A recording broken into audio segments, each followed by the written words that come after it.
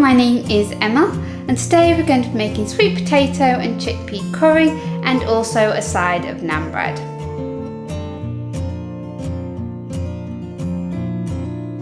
Okay, let's get started.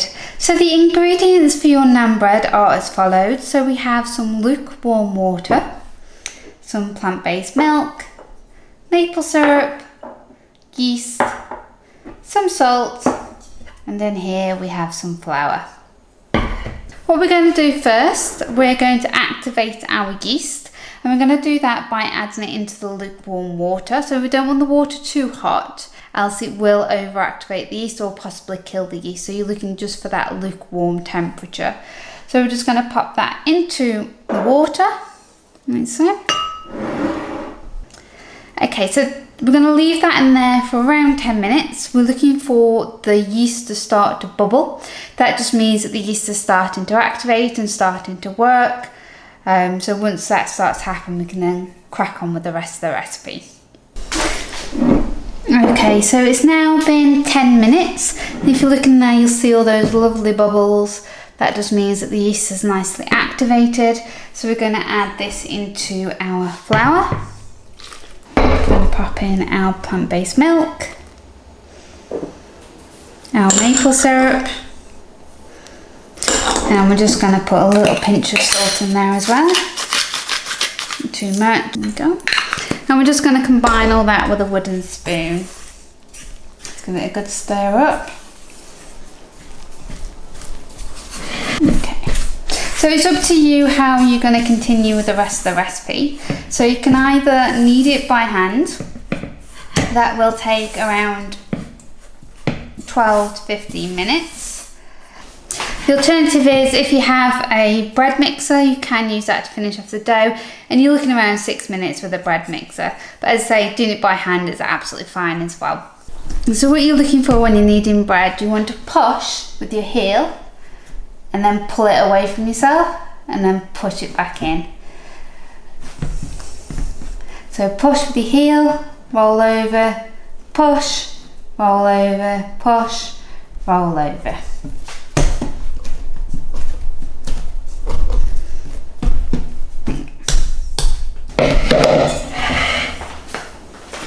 And what I'm going to do as well, I'm just going to line the bowl with a little tiny bit of oil. Okay, what we need to do now is let the dough prove. So what I like to do, rather than using cling film or a plastic bag, I like to get a towel, a damp towel, not too wet, and pop it over the top. That way it will keep the dough nice and moist so it doesn't dry out, and it works the same kind of principle as a bag or cling film. And you're looking for like a cotton towel. You don't want anything that's bubbly or that could have loose threads, you know, very like you kind of like chef towels. And then what we're going to do, we're going to leave this now for about an hour to an hour and a half, so 60 minutes to 90 minutes, or until it doubles in size.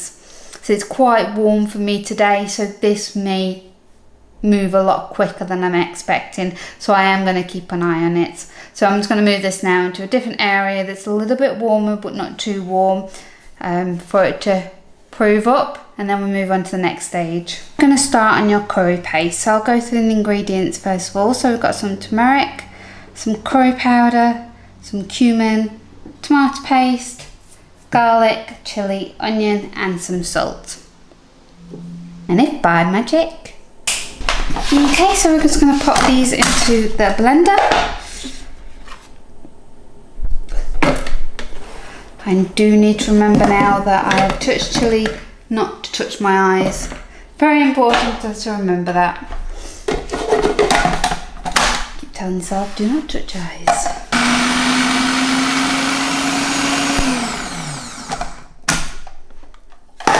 Okay, there you go, that should be fine. Nicely broken up, so ready now to move over to our cooker.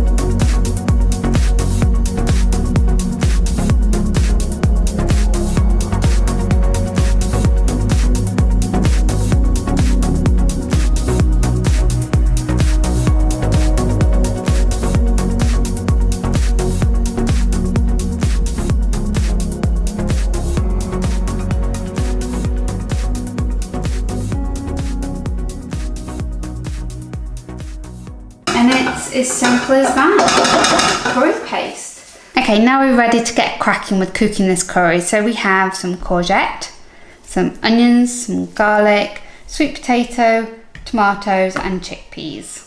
I'm going to start by prepping your sweet potato. So I like to cook mine in the air fryer, which is this behind me, and it does take around 30 minutes to 40 minutes. So I like to get that in there first so I can make sure that's nicely cooked. Let's get on with peeling and chopping. Okay, so it's my sweet potato nicely cubed. So I'm going to pop that into my bowl.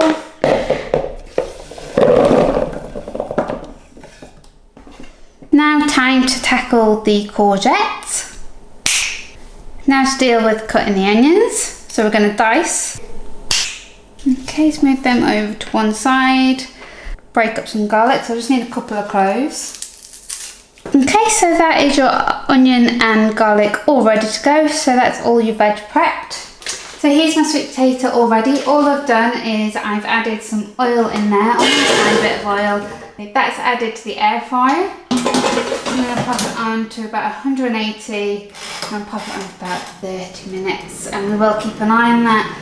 As I've mentioned previously, the air fryer, we do need to keep shaking the sweet potato around.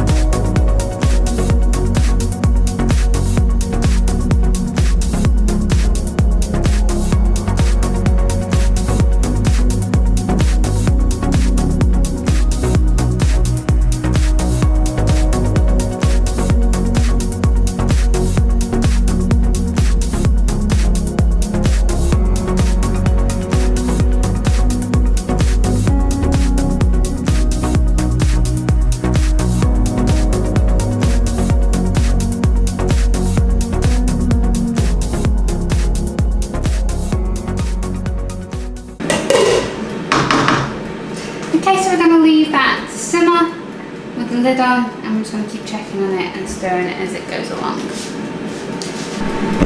Okay, so let's have a look at our naan bread. Let's see how the dough is doing. As you can see there, it's now doubled in size. So first I'm just going to give it a punch just to get all the air out. That's it. And you may need some flour for this bit because it can get a little bit sticky. And you also might want to put some on your work surface as well. Just put some in your hands.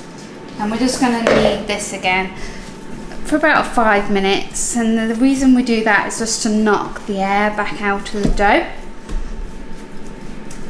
so that when we do fry the naan breads, we don't have air pockets. And you might hear as well, as you're kneading your dough, it popping. And that's a good sign. It just means that you are getting all the air out of that dough. As I mentioned before, when you're knocking your dough back, so push your heel into the dough, push it forward and then pull it back. So heel push and pull back.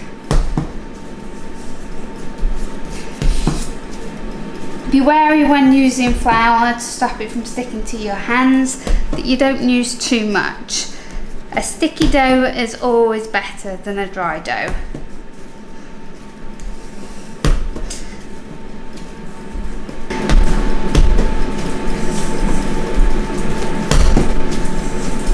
Okay, so I'm just going to make this into a round ballish shape. So you do that by pushing the side of the dough with the side of your hand. I want 2 naan breads like this, so I'm just going to cut it in half.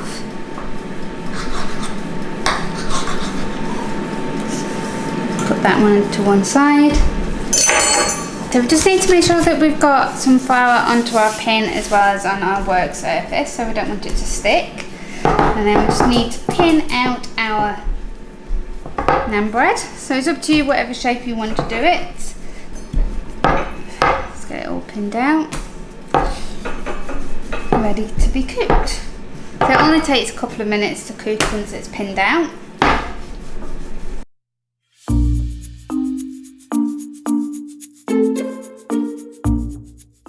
Okay, so it's all ready to go, so we need to move over to our hob.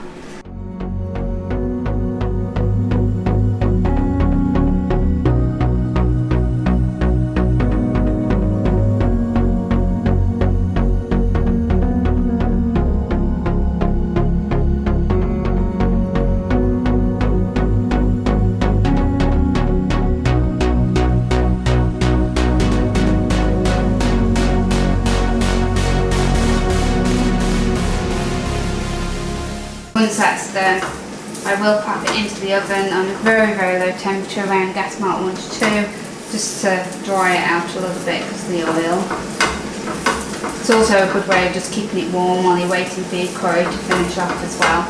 What I did towards the end of cooking my curry, I did take the lid off. I took it off for about 10 minutes. Just to help thicken it up a bit, and you can see there the sauce is nice and dried up. It's a lovely and thick curry. So now we're ready to add our sweet potato and we're finished.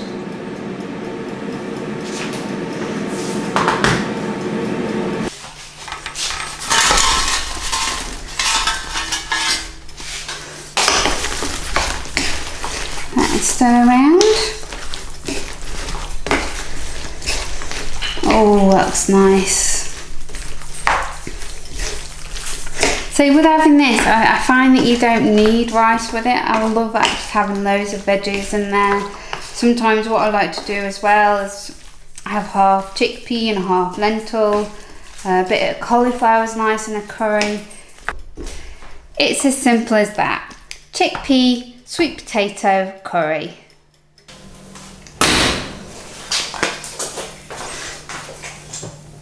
It's as simple as that, naan bread. I hope you've enjoyed my video today. If you have, please do give me a like. And if you would like to see even more really simple recipes, please do subscribe to my channel. And if you have any comments, any feedback, pop them below and I'll get back to you on them. Thank you for watching my recipe today.